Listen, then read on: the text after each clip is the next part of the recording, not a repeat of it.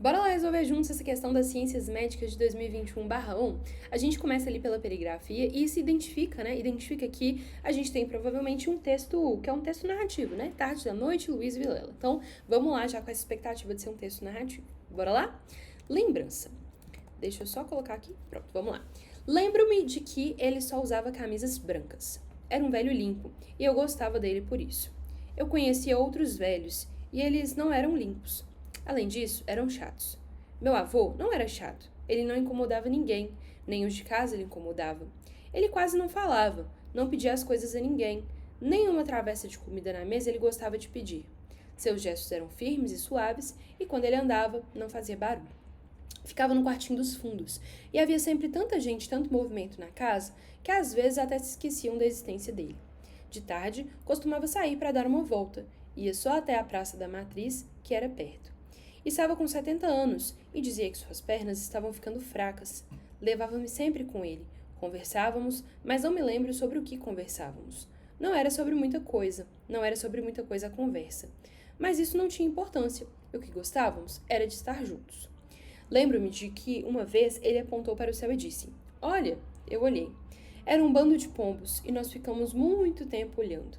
Depois ele voltou-se para mim e sorriu, mas não disse nada. Outra vez eu corri até o fim da praça e lá de longe olhei para trás. Nessa hora uma faísca riscou o céu. O dia estava escuro e uma ventania agitava as palmeiras. Ele estava sozinho no meio da praça, com os braços atrás e a cabeça branca erguida contra o céu. Então eu pensei que meu avô era maior do que a tempestade. Eu era pequeno, mas sabia que ele tinha vivido e sofrido muita coisa. Sabia que cedo ainda a mulher o abandonara. Sabia que ele tinha visto mais de um filho morrer, que tinha sido pobre, e depois rico, e depois pobre de novo, que durante sua vida uma porção de gente o havia traído, e ofendido, e logrado, e o deixado, né? Mas ele nunca falava disso. Nenhuma vez ouvi falar disso. Nunca ouvi queixar-se de qualquer coisa. Também nunca ouvi falar mal de alguém. As pessoas diziam que ele era um velho muito distinto. Nunca pude esquecer sua morte. Eu o vi, mas na hora não entendi tudo. Eu só vi o sangue. Tinha sangue por toda parte. O lençol estava vermelho. Tinha uma poça no chão. Tinha sangue até na parede.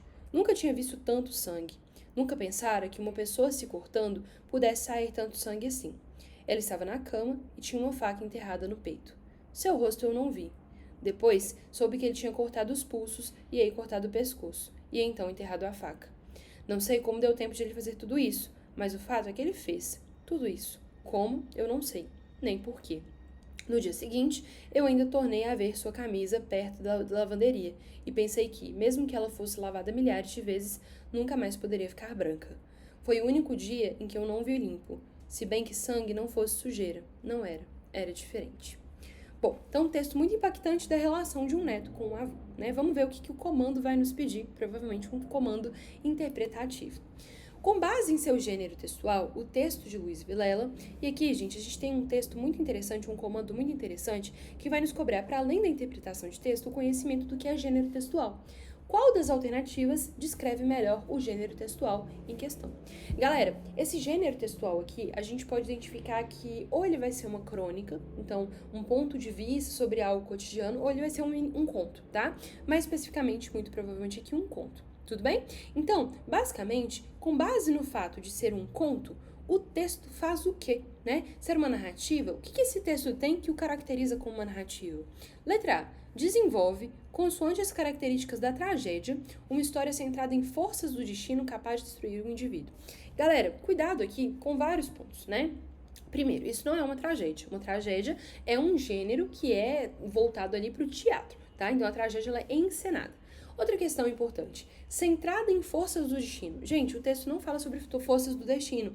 O texto fala que o vô foi rico, foi pobre, foi rico, foi pobre, né? Então fala ali sobre uma questão, ele foi traído pelos amigos, mas não que o destino tenha uma força maior. Então, cuidado, aqui a gente tem um distrator de interpretação indevida, tudo bem? Letra B. Relata, por meio da técnica memorialística, ou seja, da memória, diferentes aspectos que compõem a vida de um indivíduo em seu meio social, cuidado com a letra B. A letra B, gente, ela é difícil de ser eliminada, tá? Aqui, a gente fala um pouco sobre esse avô que sai com esse neto, esse avô na família, esse avô com os amigos. Só que aqui a gente não tem aspectos diferentes que compõem o meio social. Pelo contrário, o foco do texto tá em falar, em narrar a situação do avô com o neto, como que o neto se lembra do avô. E não como que o avô era no meio profissional, no meio social, no meio familiar, tudo bem? Então, cuidado, porque esses elementos sociais não são relatados. Aqui a gente tem um distrator de interpretação indevida. Letra C. Expõe de forma fictícia e concisa. Concisa, conto. Faz sentido, um conto é conciso. Um drama humano a partir do relato de um narrador, que é também personagem. E aqui a gente tem o gabarito, tá? De fato, é narrado um drama humano a partir de um relato, que também é personagem, de forma concisa, tal qual um conto.